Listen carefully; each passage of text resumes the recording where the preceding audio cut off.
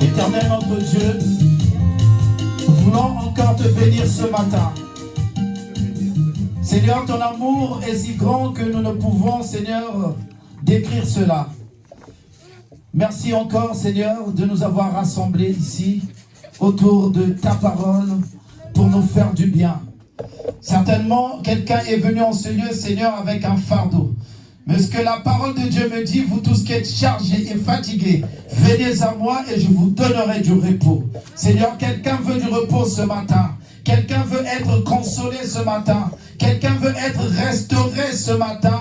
Quelqu'un veut être guéri au travers de ta parole ce matin. Seigneur, c'est pourquoi nous t'appelons, Seigneur, à disposer le cœur de tout un chacun. Que tout ce qui n'est pas de toi en ce lieu, Père, toute pensée éternelle, ô Dieu, qu'il soit captif à l'obéissance du nom de Jésus-Christ.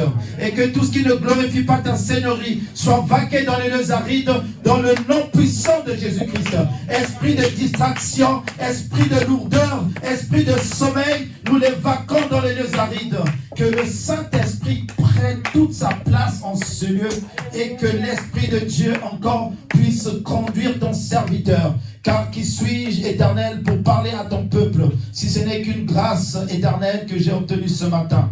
Voilà pourquoi, Seigneur, que ma bouche soit ta bouche, que Père éternel, ô Dieu de gloire, que mes paroles soient tes paroles, Seigneur. Encore touche les cœurs, change, transforme, guéris au travers de ton serviteur, car tu dis, tu fais de tes serviteurs, Seigneur, des flammes de feu. Que cette parole consume tout ce qui résiste dans la vie de quelqu'un. Que cette parole consume tout ce qui n'est pas de toi. Que cette parole touche et change au nom de Jésus-Christ. Merci, Papa. Nous t'élevons, nous te bénissons. Amen. Et dans le nom de Jésus-Christ, est-ce que nous pouvons l'acclamer? Est-ce que tu peux l'acclamer et pousser un cri de joie? Oh, Dieu est bon, Dieu est bon. Dis à ton bien-aimé, Dieu est bon. Alléluia. Non, dis-le avec vérité, Dieu est bon. Oh, les bontés de l'Éternel ne sont pas épuisées. Elles se renouvellent chaque matin. Dieu est bon. Dieu est bon, bien-aimé. Dieu est bon. Vous savez, vous pouvez vous asseoir dans l'amour du Seigneur. Dieu est très très bon. Amen. Alléluia. Amen. Je veux lire la parole au nom de Jésus-Christ. Dans le livre de Lamentation, chapitre 3, nous allons partir du verset 14 au verset 25. Lamentation, chapitre 3, le verset 14 au verset 25. Mais mon thème de ce matin, je l'ai intitulé « Les bontés de l'Éternel ». Alléluia. Et j'aime quand le message est confirmé par un témoignage et par un cantique. La Bible dit que le témoignage de deux est vrai. Alléluia. Et quand j'ai vu la sœur Babin se rappeler des bontés de Dieu, et j'ai compris que c'était le message du jour. Alléluia. Et j'ai vu les chantres aussi chanter « Mon Dieu est bon ». Ça faisait des mois qu'elles ne chantaient pas ces cantiques-là. Donc j'ai béni le Seigneur. Je sais que quelqu'un va expérimenter la bonté de Dieu ce matin. Je sais que quelqu'un va expérimenter l'amour de Dieu ce matin. Je sais que quelqu'un va expérimenter la fidélité de Dieu ce matin. La Bible dit que Dieu est fidèle. Même si nous les hommes, nous sommes infidèles, mais Dieu reste toujours fidèle. Compte sur la bonté de Dieu. Regarde les bontés de Dieu en face de toi. Alléluia. Bien-aimés, généralement nous les hommes, on se plaint lorsqu'on n'a pas ça, lorsqu'on n'a pas ceci, lorsque ceci n'a pas été comme on voulait, on se plaint. Mais on oublie les bontés de l'Éternel. Alléluia. Oh, bien-aimé, vois d'abord les bontés de l'Éternel avant de te plaindre. Apprécie d'abord ce que Dieu a fait pour toi avant de te plaindre de ce que tu n'as pas. Alléluia. Les bontés de l'Éternel ce matin. Alléluia.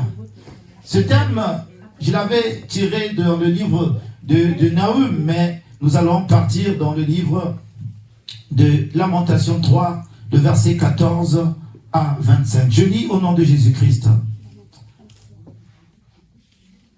Je suis pour tout mon peuple un objet de raillerie. Chaque jour, l'objet de leur chanson. Il m'a rassasié d'amertume. Il m'a enivré d'absinthe. Il a brisé mes dents avec des cailloux. Il m'a couvert de cendres. Tu m'as enlevé la paix. Je ne connais plus le bonheur. Waouh. J'ai dit, ma force est perdue. Je n'ai plus d'espérance en l'Éternel. Quand je pense à ma détresse et à ma misère, à l'absinthe et au poison, quand mon âme, bien aimé, il dit au verset 20, mais quand mon âme s'en souvient, elle est abattue au-dedans de moi. Au verset 21, voici ce que je veux repasser en mon cœur, ce qui me donnera de l'espérance. Les bontés de l'Éternel ne sont pas épuisées. Ses compassions ne sont pas à leur terme. Elles se renouvellent chaque matin. Oh, que ta fidélité est grande.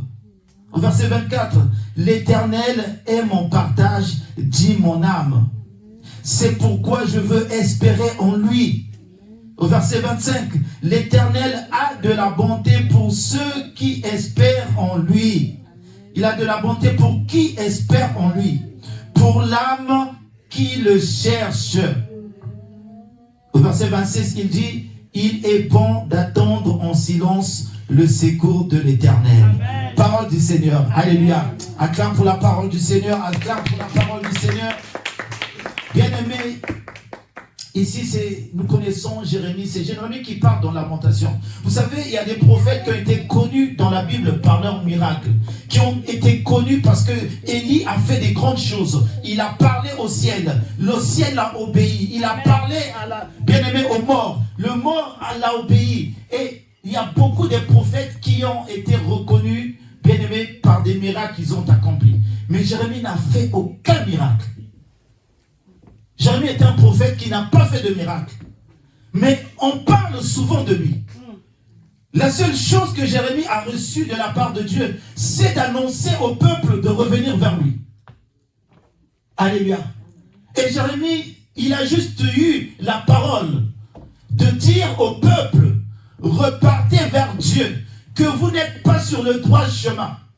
Et Dieu l'avait envoyé de se mettre devant la porte de l'entrée de l'église. C'est comme aujourd'hui, on vient à l'église, il y a un prédicateur de l'évangile qui s'arrête là et qui commence à parler à ceux qui entrent dans l'église. Et à toute personne qui entrait dans le temple, Jérémie parlait. Il disait, changez vos cœurs, revenez à Dieu. Alléluia. Parce qu'aujourd'hui, beaucoup pensent le fait de rentrer dans l'église et qui sont avec le Seigneur. Parfois, là où vous êtes, Dieu n'est pas là. Dieu, il est dehors. Alléluia. Il voulait leur faire comprendre que Dieu n'est plus dans votre temple. Dieu vous appelle à la repentance. Et c'est le seul message qu'il avait reçu. Vous vous souvenez, quand Dieu vient le voir, il dit, va parler à mon peuple. Il a tremblé. Il a dit, je ne peux pas.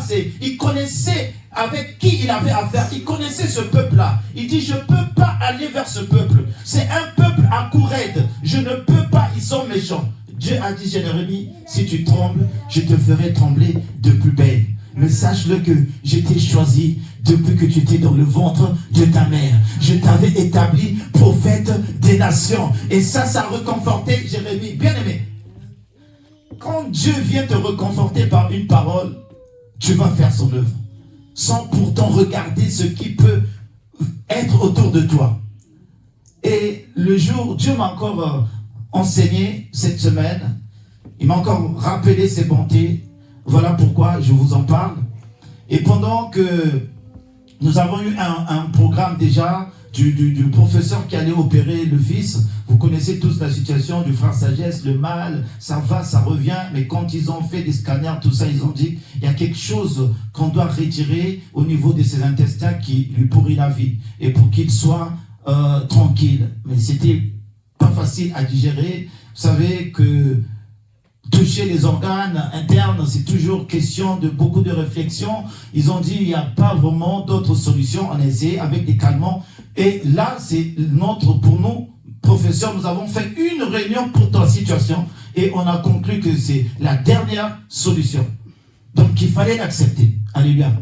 Pour nous, on se dit c'est une bénédiction quand Dieu montre la maladie. Il y a des gens que les maladies, ça ne se fait pas voir. Mais si Dieu a permis, on a dit bon, on va accepter la solution. Faites confiance aussi aux médecins. Et c'est Dieu qui leur a donné cette intelligence. Nous allons en faire confiance. Et donc, les temps étaient arrivés où il fallait que cela se passe. C'était le 14 qu'il allait être, le 13. Il était admis à l'hôpital. Et pour que l'opération se passe, le 14. Et donc, en cette période-là, en tant qu'enfant de Dieu bien-aimé, on a toujours tendance à chercher la face encore de Dieu, à faire ce qu'on ne faisait pas d'habitude peut-être. Et donc j'ai pris la résolution de me jeûner pour cette situation. Et donc le 13, je rentre en jeûne, je fais mon jeûne tranquillement. Le lendemain, je commence à jeûner. Et c'est ce jour qui est rentré au bloc opératoire. Et j'étais en jeûne le matin. Et à la dernière minute, 12 heures, qui m'envoie le message, papa là, on m'emmène au bloc. J'ai dit d'accord, j'ai pas eu d'autre mot de dire que Jésus-Christ t'accompagne. Alléluia. Et pendant que j'ai dit cette parole, et je voulais me mettre en posture de jeûne, tout ça, et le Saint-Esprit me parle, et me dit d'arrêter le jeûne. Waouh! Il me dit arrête. Je dis non, c'est pas possible. Je dois jeûner. J'ai une situation. Tant que je n'ai pas la réponse à la fin, que les choses sont bien passées, je ne veux pas arrêter. Il me dit arrête. Et ne prie pas. Écoute juste la louange. Je vous dis, pour manger, c'était difficile. Pour moi, je trouvais ça injuste. Dieu me fait comprendre, bien aimé. La bonté de Dieu ne dépend pas de ta position. Non. La bonté de Dieu ne dépend pas de ce que tu es. La Bible dit que Dieu est bon, même pour les méchants. Alléluia. Il donne la pluie. Dieu voulait me faire comprendre que tu jeûnes, que tu ne jeûnes pas. C'est juste toujours le Dieu qui est bon. Alléluia. Et si je veux manifester ma bonté, c'est pas ton jeûne qui va me pousser à manifester la bonté. Il y a des situations, la Bible dit que certains démons ne partent que par des jeûnes et prières. Prie. Quand tu constates qu'il y a des démons, il y a des oppressions sataniques. Mais il y a des situations naturelles. Laisse Dieu faire. Commence à bénir l'Éternel. Commence à louer l'Éternel. Bien aimé. C'est pourquoi parfois aujourd'hui, nous ne savons pas prier, dit le Saint-Esprit. Alléluia. Parfois, il faut se laisser au Saint-Esprit de t'orienter dans la prière. Aujourd'hui, les chrétiens ont pris parfois n'importe comment, on fait des choses n'importe comment parce que nous ne sommes pas à l'écoute du Saint-Esprit de Dieu. J'ai béni le Seigneur, j'ai compris encore une chose, une autre révélation, une autre dimension, que Dieu n'a pas besoin de nous pour nous faire du bien. Dieu t'a créé, c'est comme toi, tu es un parent. Tu n'as pas besoin que ton enfant t'obéisse ou fasse quoi pour lui acheter à manger. Ton enfant doit manger tous les jours. Ton enfant doit être nourri tous les jours. C'est parce que c'est dans tes obligations de père. Alléluia. Ce que tu feras, c'est de le conseiller. Ne fais pas ça, ne fais pas ça. Mais ce n'est pas pour autant que tu vas lui priver de manger. Dieu dit qu'il nourrit les oiseaux qui ne sèment ne moissonnent. Il dit, mais pourquoi toi tu t'inquiètes? Cherche d'abord, premièrement, la volonté de Dieu. Tout ce qui va rester, Dieu va te l'accorder. Dieu sait de quoi tu as besoin, bien-aimé dans le Seigneur. Parfois, on s'inquiète pour les choses qu'on ne devrait pas s'inquiéter. On se plaint pour les choses qu'on ne devrait pas se plaindre. On se plaint, on n'a pas ceci, on n'a pas cela. Fallait que ma vie soit comme ça. Pourquoi je vis cette vie? Mais tu oublies que les bontés de l'Éternel, bien-aimé, regarde la sœur Baba. Elle a témoigné, il y a quelque chose qui est revenu de ce que Dieu avait fait dans sa vie. Ça veut dire qu'il y a des choses, quand il s'agit de se plaindre, oublie tes plaintes. Prends les bontés de Dieu et mets-les sur ta table. Commence à voir à quel moment Dieu avait agi dans ta vie. Qu'est-ce qu'il a fait? Il y a des choses qu'il a fait en toi. Tu as cet âge. Il y a des amis avec qui tu as grandi qui ne sont plus là. Moi, j'ai un ami, on avait le même âge. Il n'est plus là. Il est mort. Pourquoi? Parce qu'il a emmené une vie il est tombé sur une femme qui l'a donné une maladie et mon ami là, il est parti. C'était mon meilleur ami. Alléluia. Et quand parfois je pense, mais moi aussi j'ai peut-être passé, je suis passé par ces chemins, mais rien ne m'est arrivé. Dieu m'a préservé. Alléluia. J'ai pas eu de maladie jusqu'à aujourd'hui, je suis en bonne santé. Mais j'ai fait des choses où il fallait que je sois aussi dans la condition de mon ami. Mais qu'est-ce qui prouve, bien aimé, ça veut dire que Dieu est toujours bon. Alléluia. Dieu est bon pour nous. Dieu, quand il a mis un sceau sur toi, même quand tu ne le connais pas encore, Dieu te garde. Ce qui me fascine dans la Bible, il y a un homme qu'on appelle Naaman. Il s'appelle Naaman, c'était un Assyrien. Mais la Bible me dit que c'est par lui que Dieu avait donné la victoire. Cet Assyrien ne connaissait pas Dieu, mais Dieu le connaissait. Mais Dieu avait placé la lèpre dans sa vie pour qu'à cause de la lèpre, qu'il commence à chercher le Dieu qui le protège, le Dieu qui lui donne des victoires. C'est Dieu qui avait placé la lèpre. Il y a une lèpre en toi. Ne pense pas que cette lèpre, c'est pour ta mort. Non. Dieu veut qu'au travers de cette lèpre que tu le cherches, au travers de cette situation que tu te rapproches de lui, afin que tu comprennes, même quand tu ne le connaissais pas, même quand tu étais dans la débauche, Dieu te connaissait toujours. Dieu était toujours avec toi. Dieu commençait toujours à te suivre. Bien-aimé, Dieu est bon. Dieu est bon. J'ai expérimenté et j'ai encore compris une leçon. Et quand j'ai mangé, j'ai fini et j'ai béni le Seigneur. J'ai écouté la voix du Saint-Esprit. Je commençais à mettre la louange et on a eu le professeur avait promis nous appeler à 17h, mais il n'a pas appelé. Donc le cœur, la chair peut réagir, l'inquiétude vient et il n'y a pas l'appel. J'ai pris ma voiture, j'ai démarré. Et je suis allé à l'hôpital, c'est à Kremlin-Bicêtre. Alléluia. Et quand je suis parti, voilà, c'est là qu'il m'appelle. Non, ça s'est bien passé, monsieur Boutou. Voilà que Dieu encore m'a enseigné. Ici, il y a un homme qui parle ici. Je parle de Jérémie, lamentation, vous connaissez, il se lamentait beaucoup. Il a beaucoup souffert, Jérémie, à cause de l'évangile, à cause de ramener les gens sur le droit chemin. Jérémie a souffert et il était tout le temps en prison. Et quelle prison? Des prisons difficiles, dans les cavernes d'eau, dans des puits, on le jetait là, on le laissait, on l'abandonnait. Jérémie pleurait. Jérémie disait, je suis devenu un sujet où les hommes sont en train de rire dans la société, puisque les hommes ne changeaient pas. Malgré il criait, les hommes ne changeaient pas. Ça aussi, c'est une façon, ça peut te dire, mais comment ça?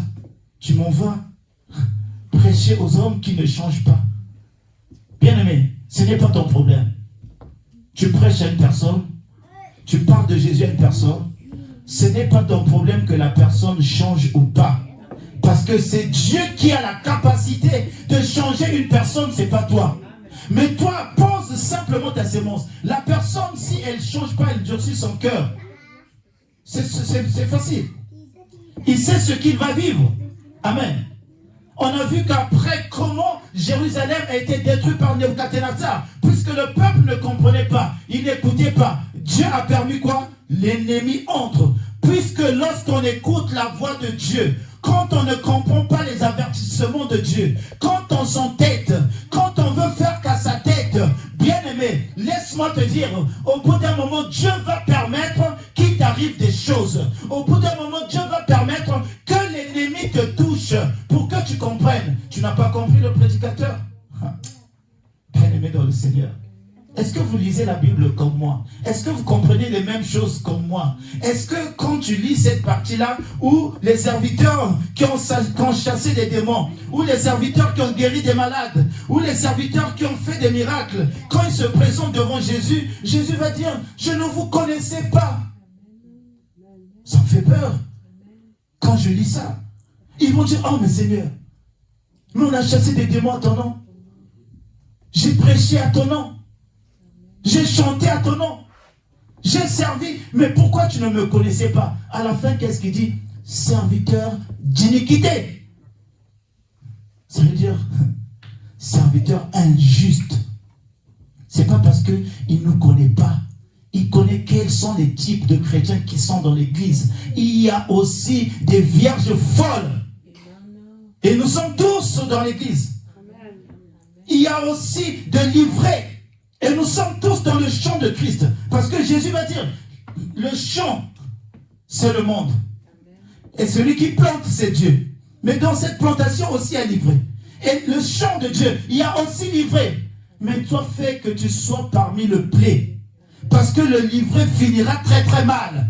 Le livret sera raché et foulé au feu. Et tout cela se trouve dans la présence de Dieu. Bien-aimé dans le Seigneur, Dieu est bon, il dit ici, Dieu est bon pour ceux qui le cherchent. Il est bon pour ceux qui le cherchent. Le Seigneur, s'il m'a parlé ainsi, il a voulu me faire comprendre aussi que ce n'est pas simplement maintenant que je veux exaucer ta prière. Toi, je te connais, tu me sers, et je sais que tu es constamment avec moi, et il y a des situations, ne t'agosie plus, parce que moi, je vais toujours donner la solution. Quand tu es avec le Seigneur constamment, il y a des choses où les autres vont monter sur des montagnes, ils vont faire, je ne sais pas, 40 jours, mais toi, tu peux faire une journée, Dieu t'exauce. La Bible dit que Daniel, le jour qu'il a élevé sa voix, c'est le jour où il a eu l'exaucement de son Dieu. Parce que Daniel était avec Dieu. Pendant que les autres, il faut qu'ils fassent des nuits de prière 40, 50. Mais comme tu as une relation déjà avec Dieu, Dieu ne va pas s'occuper de ça. Dès que tu demandes, c'est automatique. Parce que tu es son ami. Je ne peux pas cacher quelque chose à Abraham. Abraham, c'est mon ami. Sylvie, c'est mon ami. Oh, Sarah, c'est mon ami. Je veux dire, oh, Gabi, c'est mon ami. Je dois lui dire. Je dois dire la vérité. Alléluia. Il faut arriver à cette dimension-là d'enfant de Dieu qui est toujours dans la présence de Dieu et les choses ne vont plus te surprendre. Le Seigneur te connaît tellement, le Seigneur est tellement avec toi, bien-aimé dans le Seigneur. Même quand un danger arrive, le Seigneur te prévient. Amen. Alléluia. Amen. Le Seigneur te prévient. Il y a une semaine, on nous a envoyé une psychologue pour le travail. Et donc, il fallait que les gens s'inscrivent pour aller la voir. Il faut parler, ceci, cela, au travail. Et ce que j'ai constaté, la plupart des personnes qui sont allées la voir, c'est des athées. C'est des personnes que j'exhorte et qui me disent, moi, je suis athée. Mais quand la psychologue, là, elle est venue du travail, les premiers qui se sont inscrits, ce sont eux les athées. En fait, même l'athée ne sait pas pourquoi il est athée. Je vous dis la vérité. Il ne sait pas pourquoi il est athée. Il ne sait pas pourquoi il ne s'approche pas de Dieu. Il ne sait pas pourquoi. Et quand j'ai constaté ça, j'ai dit, il leur manque quelque chose. Il leur manque quelque chose. Voilà pourquoi ils veulent se faire des docteurs, comme dit la Bible dans le livre de Timothée. Il y en a qui se sont fait des docteurs pour entendre des choses agréables, à satisfaire leur cœur. Ils m'ont dit, Stevie, toi tu vas pas. J'ai dit, j'ai pas besoin de ça. Est-ce que moi j'ai besoin que j'explique mes problèmes à quelqu'un qui a des problèmes? Alléluia. Je ne peux pas parler de mes problèmes à quelqu'un qui lui-même a des problèmes. Il y en a, ils ont des coachs sur Internet, leurs coachs même, ils ont des problèmes dans leur foyer, mais ils sont en train de coacher les femmes qui sont dans les couples. Amen. Alléluia. Mon peuple périt par faute de connaissance. Amen. Le vrai coach, c'est Jésus. Amen. Celui qui va te conseiller pour ton mariage. Le vrai coach, c'est le Seigneur. Celui qui va te donner la stabilité dans ton mariage, dans ton foyer. Alléluia. Bien-aimés dans le Seigneur, sortez de ces choses, approchez-vous de Dieu. Bien-aimés dans le Seigneur, espérez, bien-aimés, aux bontés de l'Éternel. Dieu est bon, bien-aimés. Il faut continuellement le chercher, il est bon. En temps normal, je ne prêchais pas. En temps normal, je ne serais peut-être pas là. Je n'ai pas fermé l'œil de toute la nuit. Mais j'ai compté sur la bonté de Dieu. Alléluia. J'ai compté sur la bonté de Dieu. Parce que hier encore, le fils m'appelle, papa, ça ne va pas. Là, on m'a appelé. Et on l'emmène faire le scanner. il y a eu, comment on appelle ça, une coagulation au niveau de la blessure. Et donc, il fallait qu'il reparte dans la salle d'opération. Regardez, vous servez Dieu. Et depuis que, je veux vous dire, depuis que je suis pasteur, c'est en ce moment-là que je vis beaucoup plus d'épreuves qu'avant. Avant, quand je ne le servais pas, je pense que j'étais pour moi tranquille, il n'y avait pas. Mais j'ai constaté une chose. Depuis que je sers Dieu en esprit et en vérité, bien aimé dans le Seigneur, et comme a dit le Seigneur que les combats d'Amalek sera éternité. Et les combats sont là. Et si tu n'as pas la force, mon bien-aimé aussi, l'apôtre Valérie n'est pas là, il est allé prêcher ailleurs. Et donc, j'ai dit, mais qui va conduire la prédication? C'est pourquoi, frère Léonard, levez-vous. Amen. Amen. Les sœurs célestes, levez-vous. Alléluia. Quand je vois le frère Léonard, ça fait longtemps qu'il est dans il connaît les choses de Dieu. Ça serait même le diacre de l'église, prêt à exhorter. Alléluia. Prêt à exhorter.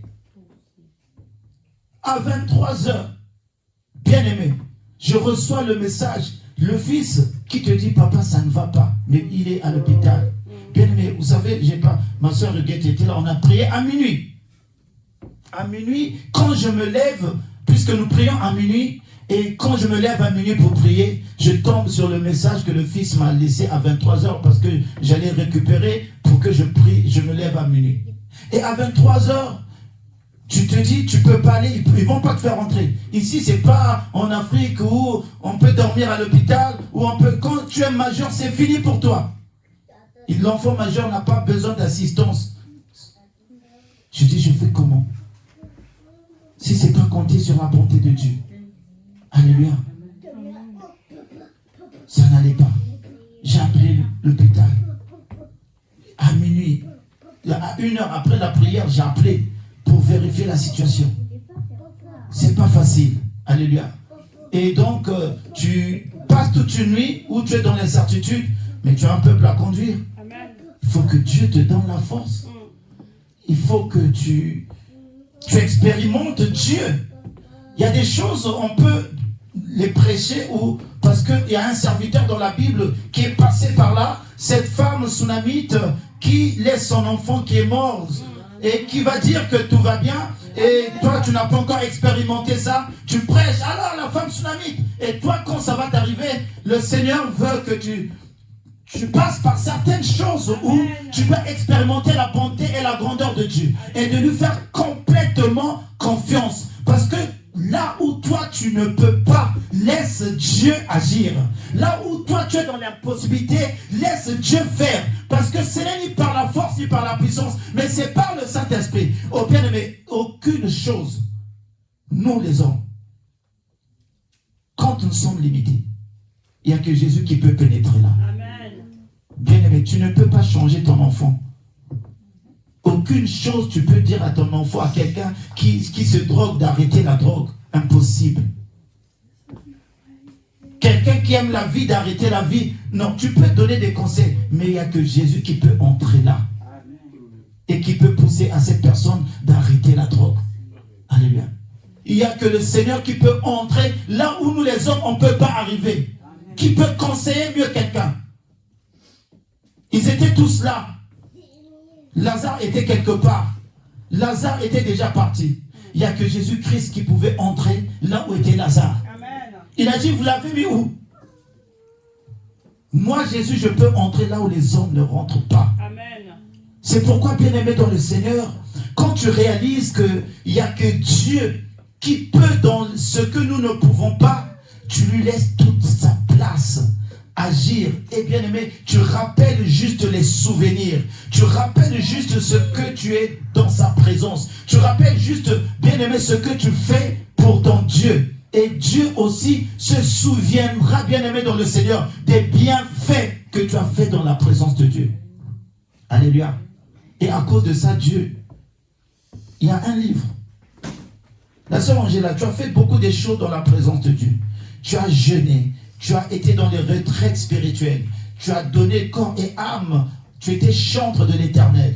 Même si que ça peut arriver, parce que nous sommes dans un combat avec le Seigneur. Dieu, bien aimé, l'ennemi ne se plaît pas déjà de nous voir revenir. L'ennemi ne se plaît pas déjà de voir les gens qui sont partis de l'Égypte. Le but, c'est qu'ils repartent. Voyez, regardez la parole de Pharaon. Il dit, oh, mais pourquoi nous les avons laissés partir? Poursuivons-les. Pharaon va te poursuivre. Quand tu prends la décision d'aller vers le Seigneur, ne pense pas que tout est gagné. Sinon, des ministères n'allaient pas chuter et tomber. Amen. Pharaon ne veut pas, il ne peut pas, il va rester là. C'est pourquoi vous pensez que quand on instaure des prières sur Zoom, le matin on prie, à minuit on prie, c'est pour le plaisir, on n'aime pas le sommeil? Si! Mais la seule chose qui peut te maintenir, c'est d'avoir une vie de prière. Si tu n'as pas la vie de prière, vous savez, le frère Anissé qui vient ici, il a eu un téléphone il avait un problème de téléphone, et il fallait que le lendemain, qu'il puisse attendre un appel venant de son travail. Et il a appelé, ah, papa, tu n'as pas un téléphone, même un ancien téléphone? Il a dit oui, oui. J'ai dit oui, j'ai un téléphone. Et quand je lui ai donné mon téléphone, vous savez, vous avez des conversations même de WhatsApp qui restent. Vous donnez à quelqu'un votre téléphone, il y a aussi des conversations de WhatsApp avec d'autres personnes. Je n'ai pas fait attention d'effacer tout ça. Et avant-hier, je parlais avec lui. Il me dit, Pasteur Steve, tu connais Natacha Air France? Je dis, waouh, Natacha Air France. Après, il m'a rappelé, non, je l'ai vu sur ton téléphone. Tu as eu une conversation avec Natacha Air France. J'ai dit, oui, je me rappelle. Il me dit, ah, c'est une belle fille, hein. J'ai vu son profil, tout ça, je vous dis. Et je bénis le Seigneur. Des conversations propres. Parce que, ah oui, bien aimé, je bénis le Seigneur. Vous allez, quand il va venir ici. Je me suis dit, ah ouais. J'ai dit, mais si dans mon téléphone, il y avait des choses compliquées, des conversations compliquées, est-ce que ce frère qui a accepté le Seigneur par mon canal, est-ce qu'il va croire encore au Jésus que je prêche? Alléluia. Cette sœur, elle travaille à Air France. Récemment, quand je rentrais, elle m'a vu. J'avais un bagage là, ça pesait un peu. Elle commence à me dire, oh non, tu passes pas avec, sinon tu me laisses quelque chose. J'ai dit, ma sœur, je n'ai plus d'argent. Elle m'a dit, comment? Tu as laissé ton argent aux femmes ici à Pointe-Noire? J'ai dit, non, je suis marié, je ne peux pas faire ça. Elle m'a dit, ah, laisse. Ici, non, même on ne calcule pas les bagues ici. Ne me parle pas des bagues. Elle me fait comprendre, ma bague, ce n'est pas son problème. J'ai dit, bah oui, je suis marié. Après, je suis passé. C'est les mêmes qu'on t'envoie au début qui viennent encore dans la salle d'embarquement pour vous faire rentrer. Elle est venue encore dans la salle d'embarquement au moment où je rentrais. Elle me dit, dis-moi un peu, tu sais, tu es beau? J'ai dit, ah, tu aussi, tu es belle.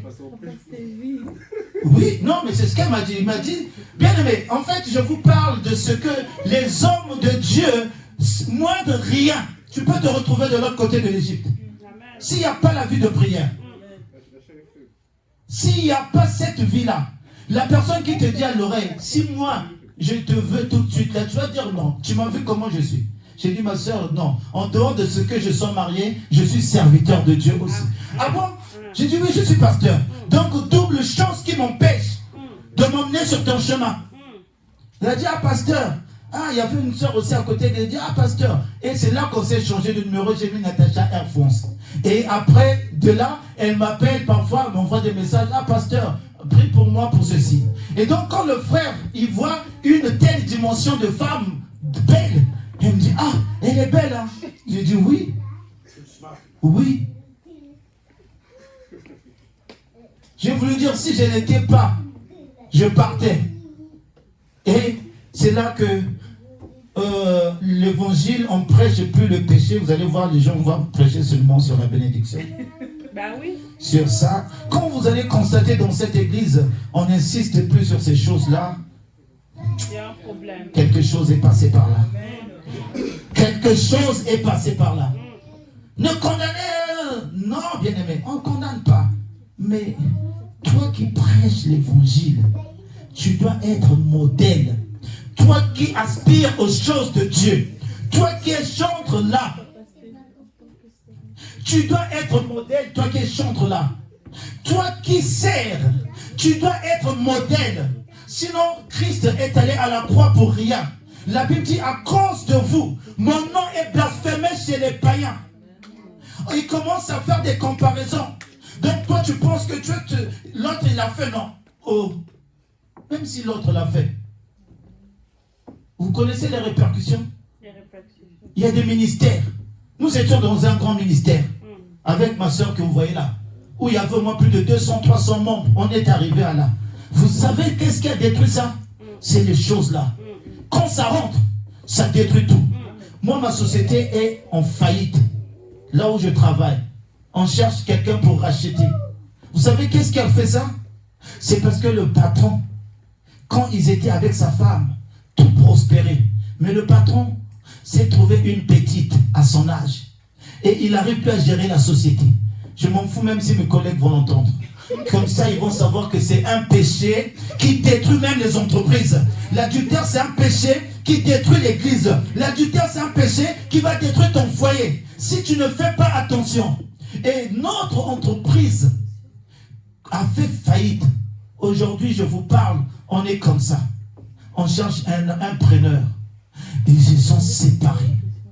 J'ai dit, waouh, comment ce péché peut même écrouler toute une entreprise qui a fait 20 ans d'existence.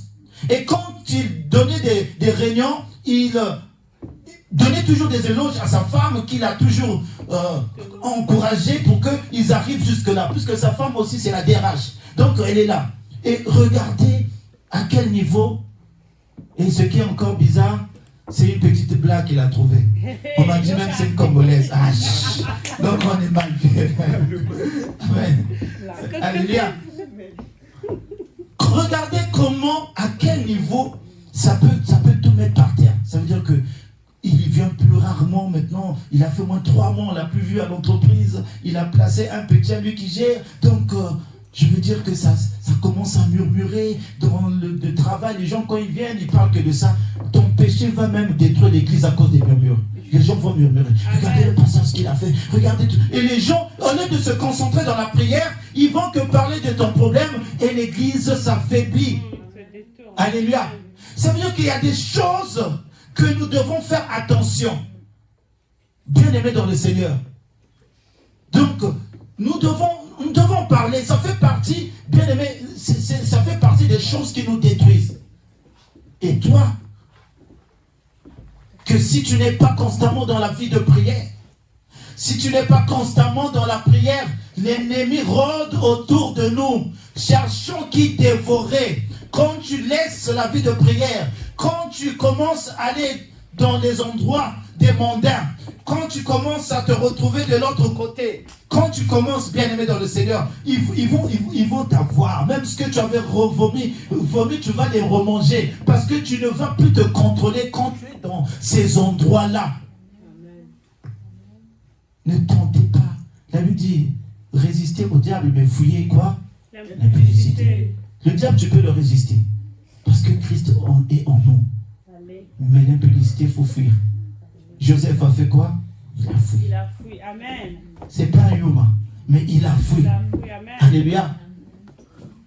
Parce que le Seigneur sait. Il y a des choses qu'on peut résister, il y a des choses qu'on ne peut pas résister. Il y a des endroits où on peut aller, il y a des endroits qu'on ne peut pas aller. Il y a des choses qu'on peut faire, il y a des choses qu'on ne peut pas faire. Quand la Bible te dit tout est permis, mais tout n'est pas utile. Oh non, pourquoi toi on ne te voit plus dans les soirées, dans les fêtes? Laissez-moi tranquille. Parce que je sais que, à force de fréquenter ces endroits, le diable peut m'avoir. Ce que j'avais revomi, tu vas voir que ma tête commence à bouger sur une chanson de Kofi que j'avais laissée à longtemps. Tu sais, c'est toi qui vas être le premier à dire, je regarde mon pasteur, il bouge la tête, regarde mon pasteur, il a envie de danser. À cause de quoi? À cause des fêtes que je fréquente tout le temps. Voilà pourquoi je n'y vais pas. Je vais quand c'est important, quand c'est une personne, honorer la famille, le mariage, je vais. Mais des invitations, anniversaires, tu ne vas pas me voir. Je connais comment il agit. dans les petites choses est à dire. Avec tes amis, oh, tu ne bois plus seulement un verre de vin. Oh, après demain, ça sera 2 verres. Après demain, 3 verres. Après demain, 1 bouteille. Tu as oublié que tu avais tout arrêté. Mais ça devient maintenant une habitude dans ta maison. Avant de manger un verre. Pourquoi? Parce que tu es allé avec des personnes qui t'ont dit, c'est rien. Un verre, ça peut aller. Mais non. Chacun son appel. Alléluia. Chacun a son appel. Si moi Dieu m'a dit ça, non, je ne veux pas le prendre parce que les autres le font. Si moi Dieu m'a dit là, je ne vais pas, je ne veux pas y aller parce que les autres vont là-bas, il y a des serviteurs qui vont. C'est bien pour eux. S'ils peuvent aller, ils n'ont qu'à aller. Mais moi, je sais où Dieu m'a pris. Amen. Je sais où Dieu est allé me chercher. Et quand je pense à cela, je réalise les bontés de Dieu. Je dis, Seigneur, je veux rester que dans ta présence. Quand je pense là où Dieu est allé me chercher, je dis non, je veux rester là. Hier soir, je suis parti avec mon frère Oscar dans les endroits où le Seigneur m'avait pris. Et vous allez voir que les gens, ils disent, ah, mais les personnes là, ça fait combien de temps? Ça fait longtemps que c'est en France. Ah, mais on ne dirait pas. Bien aimé. Tous les jours, 8-6. Tous les jours, la bière. Tous les jours, ceci. Tous les jours. Et au lieu parfois d'être chez eux, non, ils sont dans un coin. Et ce sont des coins où on dirait, on les a... Vous savez, c'est pourquoi je dis à quelqu'un ici, on vient à l'église, pourquoi? On ne vient pas chercher Dieu à l'église. Moi, je ne viens pas chercher Jésus à l'église. Jésus, il est en moi. Je marche avec Jésus. Je dors avec Jésus. Je travaille avec Jésus. Je fais tout avec Jésus. Jésus est en moi. Je ne viens pas le chercher à l'église. Si toi, tu viens chercher à l'église, c'est que tu le laisses quelque part. Amen. Alléluia. Non. À l'église, on vient pourquoi? Parce que la Bible dit, il est doux et agréable entre frères de demeurer ensemble. Et quand on demeure ensemble, Dieu fait quoi? Il déverse une bénédiction. Il y a une onction spéciale. C'est pourquoi il y a des guérisons spectaculaires à l'église. C'est pourquoi il y a des choses que Dieu donne. Les mariages que Dieu donne. Des délivrances que Dieu donne. Parce qu'il y a une puissance qui agit. Parce que toi, moi et elle, nous formons une maison spirituelle et qui est forte, bien aimée dans le Seigneur. C'est pourquoi nous venons ici. La Bible dit que par faute du bois, le feu s'éteint. Quand tu es parfois seul, tu pries. Il y a des choses, il faut être ensemble. Il y a des choses, il faut être en communion. Pour que tu vois la manifestation de la puissance. C'est pourquoi nous venons ici. Il y a des gens qui boivent la bière à la maison, ça ne va pas. Pourquoi il faut qu'ils aillent dans les bars? Il y a une autre, je ne sais, j'étais buveur avant. Quand à la maison, et pourtant c'était la même bière, c'est le même goût, mais tu laisses la maison, non. Je vais aller boire ça dans un bistrot, parce que là-bas il y a un autre esprit. Il y a l'esprit d'ambiance, il y a l'esprit d'ensemble, il y a autre chose. Alléluia. C'est la même musique que tu écoutes, mais tu laisses la musique. Il faut que j'aille en boîte, il faut que j'aille au concert, parce que c'est un autre esprit là-bas. Et c'est pareil. On peut prier à la maison, mais pourquoi on vient ici? Il y a autre chose. Alléluia. Lorsque nous nous réunissons, lorsque nous sommes là et nous implorons dans l'adoration, peut-être en adorant toute seule à la maison, elle ne pouvait pas se rappeler du bienfait que le Seigneur l'avait fait autrefois. Mais comme on était dans une présence autre, où le ciel est ouvert au milieu de nous, où les anges nous accompagnent dans l'adoration, où le son est bien aimé, la trompette elle sonne, les chantres chantent, il y a une autre dimension au milieu de nous et que le Saint-Esprit commence à nous rappeler des choses. Et bien aimé, lorsque nous sommes ensemble comme ça, nous prions, quand tu es concentré, le Seigneur va même te chuchoter des choses.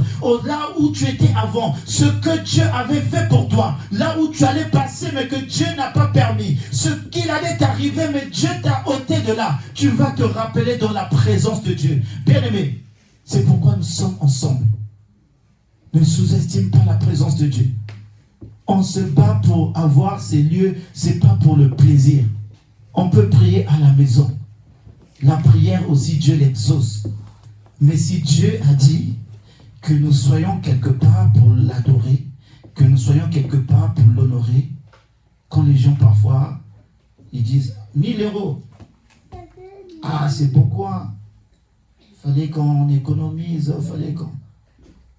C'est vrai. Charnellement, il y a des choses qui nous paraissent impossibles. On raisonne charnellement.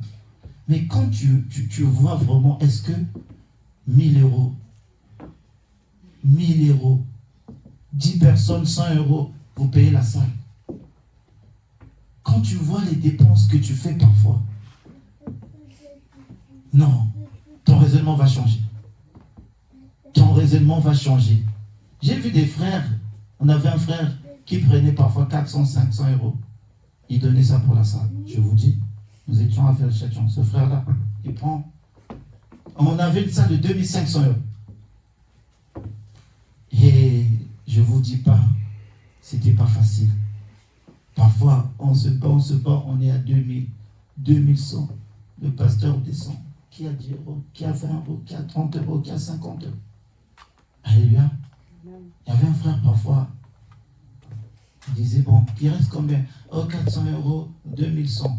Bon, je prends les 400. Ah, je le regarde. Quelle dimension de foi. Alléluia. C'était pas pour montrer aux gens. D'ailleurs, il ne faisait pas ça pour montrer aux gens que j'ai l'argent. D'ailleurs, il était pour lui simple. Pendant que nous, les autres, là, on dépensait de l'argent sur des Weston, des chaussures chères, des cravates. Mais lui, il lui aidait simplement. Mais il savait ce qu'il faisait pour son Dieu. Amen. Alléluia. Quand tu comprends où investir, parce qu'il y a des gens qui ne savent pas investir. Et ils ont des endroits qu'ils investissent qui ne leur produisent rien. Amen. Mais quand tu sais où investir, tu connaîtras l'importance de prendre soin de la maison de Dieu. Tu connaîtras l'importance, bien aimé dans le Seigneur, d'avoir un lieu où adorer et louer Dieu. Tu connaîtras l'importance de savoir où apporter. Tu vas faire tes projets. On t'escroque. Moi, j'ai ma tante qui fait des projets, ceci, cela. Avant-hier, la semaine dernière, je priais, le Seigneur m'a parlé d'elle. J'ai dit, bon, que le Seigneur me donne l'intelligence, comment la parler pour qu'elle s'oriente un peu. Et Dieu merci, c'est elle-même qui m'a commencé vraiment ceci. Ma voiture, elle ne travaille pas, ceci, cela. J'ai dit, ma soeur, tu as la chose de Dieu en toi. Quand ton cœur est plus sur l'investissement du monde, tu vas rencontrer des choses. Tu laisses l'investissement de Dieu, tu investis plus dans le monde alors que Dieu t'appelle à son service. Il y a des choses qui ne vont pas marcher. Tu vas chercher que non, moi ou bien c'est la famille, c'est... Non, non, non, il ne faut pas. Dieu est jaloux. Tu investis plus dans le monde que dans sa présence, que dans les choses de Dieu. Et ce que tu fais parfois ailleurs, ça n'aboutit pas. Parce que Dieu t'attend autre part. Dieu t'attend dans sa présence. Alléluia. Amen. Je bénis le Seigneur pour cet homme qui a compris au-delà de tout ce qui pouvait souffrir, au-delà de tout ce qui pouvait être un objet de raillerie, de moquerie. Mais il dit, ma force à moi, c'est dans l'éternel. Amen. Il a dit, mes bontés, les bontés de l'éternel, tant qu'ils ne seront pas épuisés, peu importe ce que je veux vivre, même dans les difficultés, même dans les souffrances, je sais qu'il y a la part de la bonté de Dieu. Amen. Bien aimé, même dans la situation pire que tu vis là, quand tu regarderas bien dans ce que tu vis, il y a aussi la bonté de Dieu dedans. Amen. C'est ce qui fait la spécificité de notre Dieu. Dans nos pires souffrances, tu vas voir encore Dieu vient manifester sa bonté. Pour terminer, j'ai un témoignage. Je me suis inspiré du monde. La Bible dit que la nature aussi, la nature nous enseigne. Vous savez, il n'y a pas un pays comme la RDC où il y a des polémiques tous les jours. Dans le monde, je ne sais pas même, et on dit quel peuple. Il y a des polémiques tous les jours. Et donc, il y a un musicien qui avait joué au stade de Martyrs et qui n'avait pas où il n'y avait pas assez de personnes. Donc, ils appelaient ça Biaka. Ça veut dire qu'il a fait zéro, il n'y a personne. Et les gens critiquaient son concert. Ils commençaient à envoyer partout. Regardez, il a fait un vide, il n'a même pas rempli le stade, tout ça, tout ça. Et les gens parlaient mal de lui. Et c'était une vidéo qui était devenue virale. Les gens, quand ils regardaient, ils s'intéressaient seulement au vide. Oh, mais comment il peut jouer, il n'y a personne. Et c'est arrivé sur le téléphone d'un milliardaire au Malawi. Mais ce milliardaire, quand il ne regarde pas le vide, il regarde le spectacle de cet homme. Il dit, ah, c'est quel groupe ça qui joue bien? Et il va dire à ses agents, cherchez-moi cet artiste-là. Le milliardaire ne regarde pas le vide. Ce que tout le monde regarde, c'est le vide. Mais il n'y a personne, lui, il voit la manière dont il joue, la manière dont il danse, la manière dont il dit, il m'intéresse.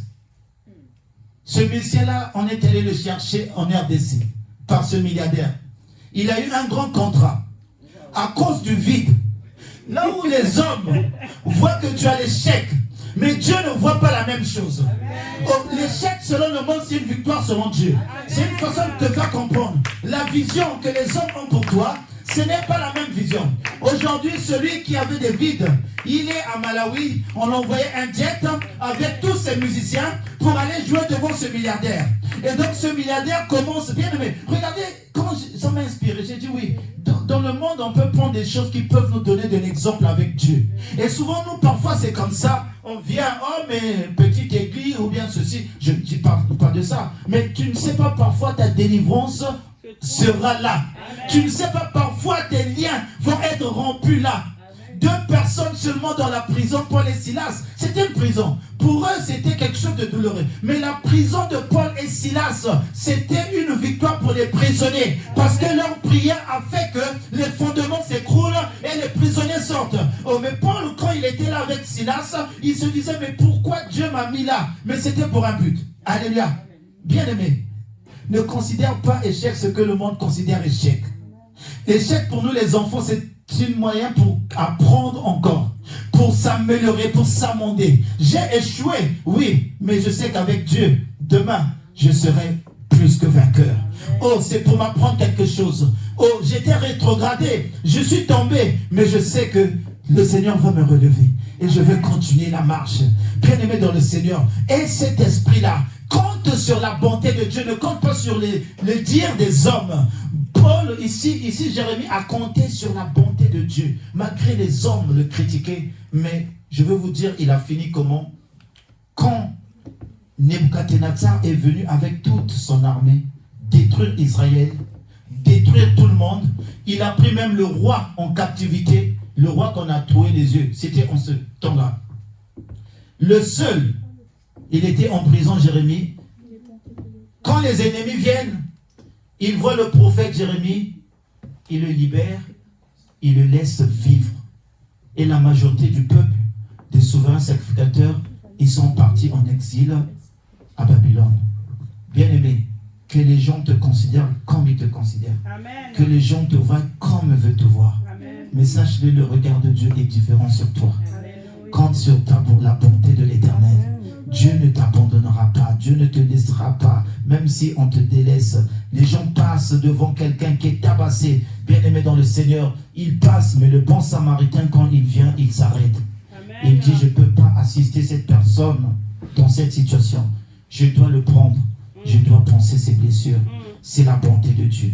Et si tu réalises la bonté de Dieu ce matin, rappelle-toi des bienfaits qu'il a fait dans ta vie, bien-aimé. Rappelle-toi, ne considère pas ta situation actuelle. Je ne sais pas ce que tu vis, mais rappelle-toi des bontés, des bienfaits, tout ce qu'il a fait dans ta vie. Quelque part où tu étais bloqué, Dieu avait débloqué. Quelque part où tu étais limité, Dieu avait étendu encore l'espace de tes tentes. Tu vas penser à cela et tu vas commencer à remercier Dieu dans ton cœur. Tu vas juste le bénir. Merci Seigneur pour tout ce que tu as fait et que tu continues à faire. Prions au nom de Jésus-Christ. Seigneur, je veux simplement te bénir pour tes bontés infinies envers moi.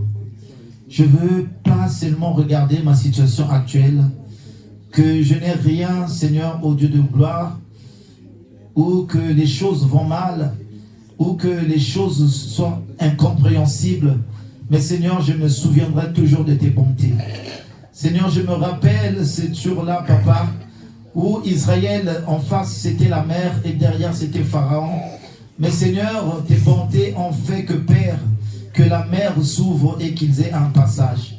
Et je crois que, Seigneur, dans ma situation, la mer va s'ouvrir, Seigneur. Le chemin va s'effrayer dans la mer pour que je passe, Seigneur. Oh, je crois, Seigneur.